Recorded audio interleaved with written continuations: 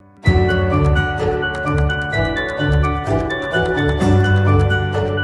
there everyone, hope you guys doing well. This is Janvi Pujari. I'm a self-taught web developer and a mentor in Newton School, and I welcome you all to my channel of Students Coding Community. So if you are new to this channel, hit that like button and my subscribe button so that you never miss other updates. So this is our day 6 of AceJS and I'm super excited to start this video.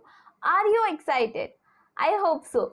So let's get started with this video. So my friends, in the last video we have seen different things. We have seen about variables, we have seen about data types, we also spoke about arrays and objects. Now in this video we will see string properties and methods, which will be very much handy while making projects. So I'm so sure that you have to see this video, because in future when you have to make projects and you have to work with strings at such situations, this methods become very much helpful. So even if you think that, oh, this is just small, we have to learn bigger things like loops, functions and all those things, no my friends, first look into this and then step by step we will go into further concepts. So without any delay, let's get started. So let's see how to concatenate two strings. So if I write let, and suppose I'm writing greetings, okay, and I'm saying good morning, okay, and semicolon. Do not forget to add semicolon. In JavaScript, semicolon is super important. And then if I write let name is equal to Janvi, okay, so when I will try to console log it, so we are trying to concatenate, right?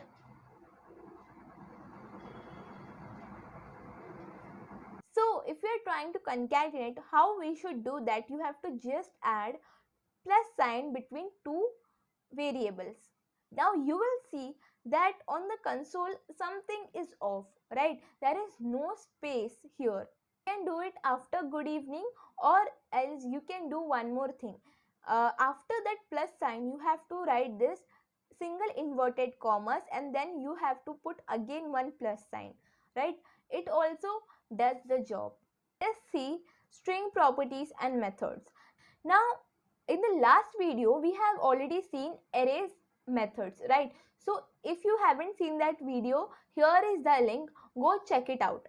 Now the main thing that I wanted to say, that in array what happens whenever you apply any method, it directly affects the original array. The original array gets affected. Variable, and it will be one dummy text, okay. Now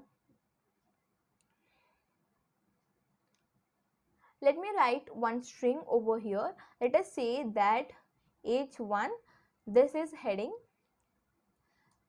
and let us see first property that we have over here, and that is length. So if I write value dot length, whatever variable name you have to write that, and you need to put dot length, okay. Now what happens that it gives you number of characters in that array. On the output you can clearly see the length, okay. Now similarly if you want to convert whole text or the whole string into lowercase, we can do that. You have to just write variable name and dot to lowercase parenthesis. This will convert all the text into lowercase. Now similarly, if you want to convert everything into uppercase, you have to write to uppercase and parenthesis. This will give you output that you want. Now next comes index of. These are the things that we already seen in the arrays, and if somebody don't know what index of means, that it gives the position of that particular element. So if I write this, then you will notice that it will print index value or the position number of that element. Suppose there are two instances of this element, right? Suppose this is repeated twice in our text, then whose index number will it give? It will give index number of the first element, the first occurrence. Now if you want the index value of the last occurrence, the second this, I have to simply write last index of. Now here you will see that it gave us position of the last occurrence. Now what we saw, that we are writing the element and it is giving us its index number or position number, right? Now here one more thing we can do is that we can write the position number and we can find out at this position number which element is there. Suppose if I write, for this we need to write char act. Char act number will find at this position which element is present. Suppose I write 3, then you will see that we have this element at position number 3.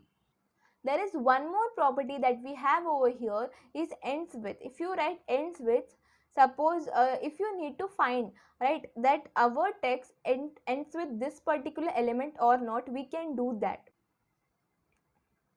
Then it will give true or false whether our text ends with this element or not. It will basically give true or false as an output. Okay, now another thing that we have over here is includes. So if you want to see that our text includes particular element or not, if you want to check that, you can use includes. So let me write that includes is. Okay, then you will see that it gave us answer as true, right? It is basically to check true or false. So if instead of is, if I write any other number, then it will give us false as the output. Now another thing we have is slice, right?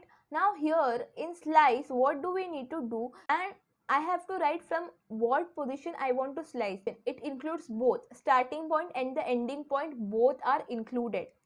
Okay, so it removed it.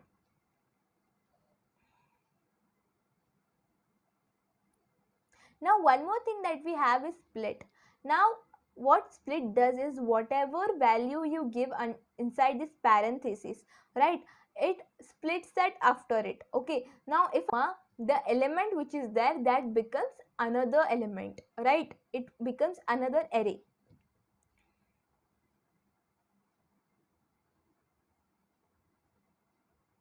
So whatever element is, so whichever element is there after that comma becomes another element. And it's not that you have to just put comma. Instead of comma, even if you keep just even if you keep space, right, if you don't write anything, right, you just kept space, so what will happen, every element in our string or text which is after that space becomes another element in our array, as you can see on the output.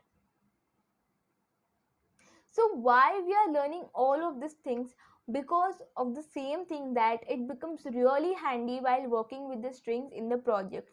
You want that if user is giving you data and you want to modify some way, so at that situation user gives you in form of strings, so how to modify it, we are using all these things at that situation. So understanding the strings method is very much important. Now last but not the least, we have template literals. Now what exactly is this template literals? So if I write, suppose I want to write something, I want to write a text, and if I write where and again val, and then if I write each one, this is heading, and then I will enter, and if I write p, we can easily write by using backticks. So template literals are very much simple. Now why are we using template literals is because you have to put just this backticks, and with the help of this backticks you can write anything inside that text. There is no rules and regulations to write inside it. If I write this, and suppose here above I had my name, so let me write my name is, and to write the value of that variable of the name, suppose Janvi. So simply instead of writing that Janvi, what we can do is that we can put dollar sign and we can put curly braces and we can write variable name, and you will see that on the output we got my name is Janvi. We don't need to hard code anything, we can write value from above, we can take value from above, you don't need to hard code anything. So where these things are used, whenever you are, you want your data from outside, right? From any database or something, you want that nothing should be hard coded. So what you are exactly doing, you are just setting the variable name, whatever value is assigned to this particular variable, that should come to this place. So what happens that we are not hard coding anything. So at such situations, template literals are very much important. Newton School's code editor, and the best thing about this code editor is that it is very much useful for beginners. Why is that so? Because not only you can write code over here, you can also learn programming and solve practical questions just for free. Don't you think that is cool? And also, what this Newton School is, again, I have seen people who ask always that what is Newton School, what do they teach, where do they teach? So let me tell you about Newton School. Newton School is an online learning platform where you can learn full stack development courses and get your dream job. And the best thing about this is you don't have to pay any fees until you get placed in best companies. So check out the link in the description to skyrocket your coding career. So my friends, this much for today. I really hope that you have liked this video and you have learned a lot of new things from this video. Do not forget to share this with your friends because they might also find this helpful. And if you are new to this channel, hit that subscribe button and access the playlist, because in the previous videos I have covered a lot of important concepts which you might miss, and I really don't want you to miss that, because for a beginner all the basic concepts are so much important to make the foundation stronger. Plus, practice is the only key to become a better web developer. So I will recommend you all to please practice everything that you learn from my tutorial or any other tutorial on the internet, so that you become stronger with your foundations and become a better web developer. So this much for today. So bye bye, have a great day.